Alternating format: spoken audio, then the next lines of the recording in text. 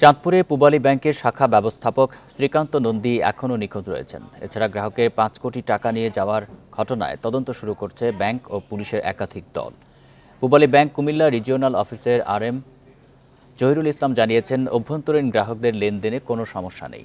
বিকাশে কম খরচে ক্যাশ আউটের লিমিট বেড়ে ৫০,০০০, প্রিয় এজেন্টও ২টা। ব্যবস্থাপক শ্রীকান্ত নন্দী সপরিবার নিখোঁজের বিষয়টি তদন্ত চলছে।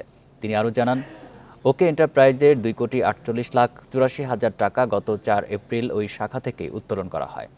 আর ব্যবসায়ী আকবর হোসেন লিটনের 1,76,00,000 ও দলিল লেখক মোহাম্মদ মারুফের 75 লাখ টাকা ব্যাংকে জমা পড়েনি। এদিকে কর্তৃপক্ষের কাছে 1 এপ্রিল থেকে 9 এপ্রিল পর্যন্ত ব্যাংকের সিসিটিভি ফুটেজ চেয়েছে পুলিশ। ব্যাংকের ম্যানেজার শ্রীকান্ত নন্দী প্রথমে ব্যাংক কর্তৃপক্ষ একটা আমাদের কাছে নিখোঁজ ডায়েরি করেন। পরবর্তীতে আবার একজন গ্রাহক, সংক্ষুব্ধ গ্রাহক, উনি আবার একটি আমাদের কাছে অভিযোগ দায়ের করেন যে তার টাকা জালিয়াতির মাধ্যমে সে নিয়ে গিয়েছে।